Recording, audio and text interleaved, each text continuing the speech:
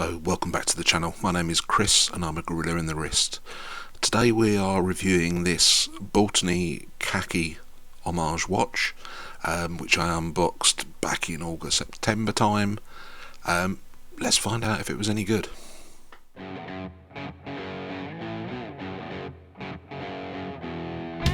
So what we have here is the Baltany S2020-49. I'm going to refer to this as the Hamilton khaki field watch homage. In terms of the basic dimensions, it's a 39mm dial. The lug tug on it is 46mm, so imminently wearable. And again, thickness comes in at only 11mm. Again, really impressive given the movement that's in this. And the lug width is 20mm, so you're all going to have plenty of straps that will fit this, although I suspect you may never take it off of this one. So this watch comes with sapphire crystal. It has a screw down crown and a fairly sterile screw down caseback, and the combination of those things gives you 100 meters of water resistance. It weighs in at a sort of fairly measly 82 grams. But it's on a decent, I have to say, it's on a really decent leather strap. You can see I've been wearing this one because you can see the wrinkles in the leather. My only disappointment is a nice tan colour. The only disappointment I have with it is just they haven't branded it. The strap is branded on the back, which is nice, and it is a nice leather strap. But it's not on quick release spring bars, and anybody else looking at the watch wouldn't see the branding because there isn't any on the face. In terms of the dial itself, let's zoom in for a second. So it's got a beautiful blue dial. I mean, the colour really pops, and again I suspect I'm not doing it any justice in this room, but it really is gorgeous colour. There's a minute track, a segmented minute track all the way around the outside. Numerals 1 to 12 on sort of the outer numeral ring, and then on the inner numeral ring we've got 13 to 24. The hour and minute hands are sword hands, and there is that very nice needle second hand with the little bubble circular counterbalance and a really nice pop of red, which really works well against that blue colour of the dial. It says Baltany above the pinion, it says automatic below the pinion, and that's it. That's all there is. There is a date complication at 3, and in this watch they've actually colour matched it, sort of colour matched it to the dial itself.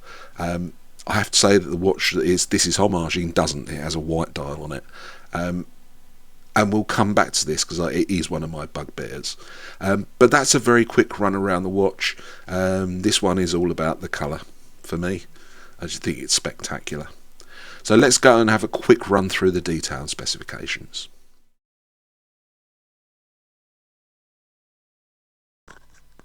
So let's run through the basic specs for this one. So the dial width is 39mm and the lug to lug is a very wearable 46mm. The lug width itself is 20mm, so plenty of straps for this, and it comes in at a very good thickness of 11.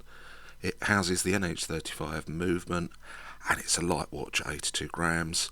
100 meters of water resistance due to that screw back case and crown, and it has a very nice flat sapphire crystal on it.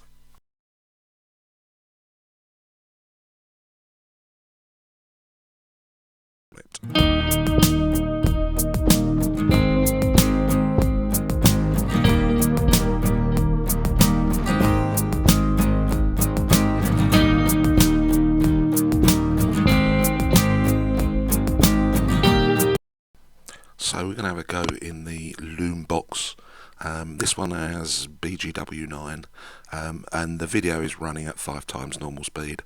I think what I'm seeing is the numerals do fade quicker than the hands, but actually the hands hang in there pretty well. So I think 8 out of 10 for Lume on this one.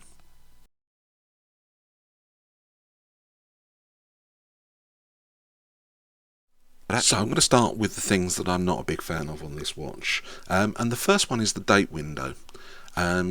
So I can see what they've tried to do. They've tried to take the 3 out, put the date window where the 3 was, and that's exactly the same as it is on the homage watch. So they're not trying to do anything clever with that.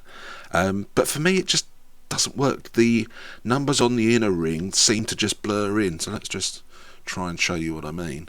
To me, that looks too close to 153, just because the size of that numeral in the date window just looks quite big. I mean, it's no different to what the homage watch does, but for me that just doesn't work.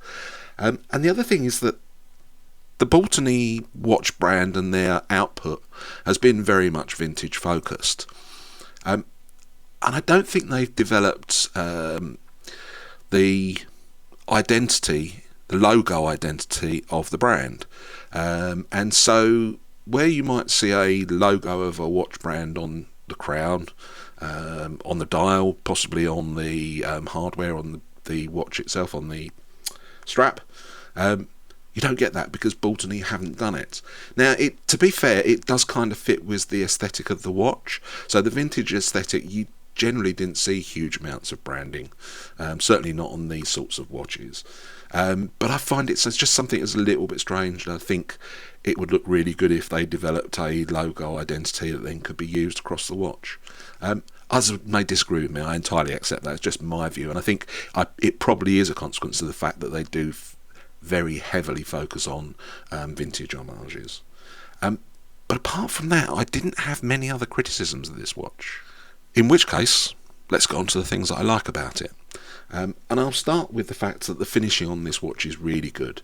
It's very simple. They've not gone for complex layers of brushing and high polish. There's a little bit of high polish around the lower half of the case. But they've kept it simple and they've done it well. And you have to give them a huge amount of credit. That would be very easy to try and go over the top. But they have stuck very much to the aesthetic of a field watch. The second thing is the strap on this is really good. It's very comfortable. It's quite soft leather. I don't think it's Horvine, but it's a very nice strap. I've moaned about, I'm not going to moan again about the buckle, but actually it's decent high quality fitting on the strap itself. Very comfortable, very soft, substantial. It's not one of those thin flappy pleather things. So yeah, no, that's a really decent strap. Probably means you'll never take it off, to be absolutely honest. The third thing I like about it, this is a bit of a spec monster. So I got very lucky and got it for under £100 before tax. But sapphire crystal, NH35 movement, that finishing, that dial, I think it's a bit of a spec monster for the money if you get it at a decent price. And then the final thing, and it's kind of hard, I'm terribly conscious I'm probably not doing it justice. The colour of that dial is something else. It's just spectacular. I just about get it there. When it catches the light right, it is glorious. Really well done. They've kind of captured something very special in there. So yeah, for me, I think there's a lot going for this watch. I've been very impressed by it.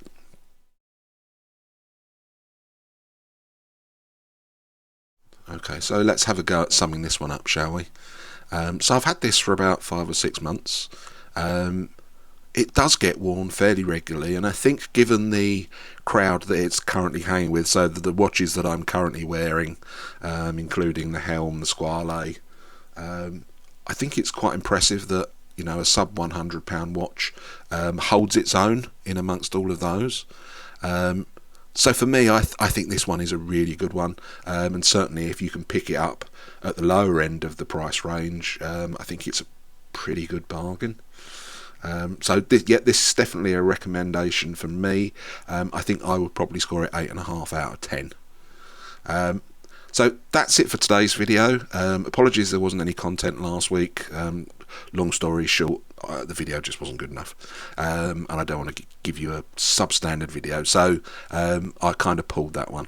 But lots more to coming up, including full reviews of the Vanuatu, and also of a £10 Megia watch that we're going to really enjoy. That's it for today. It's Saturday afternoon. Have a fantastic weekend, everybody. Please like and subscribe, and hopefully we'll see you back sooner rather than later. Take care, everyone. Bye bye.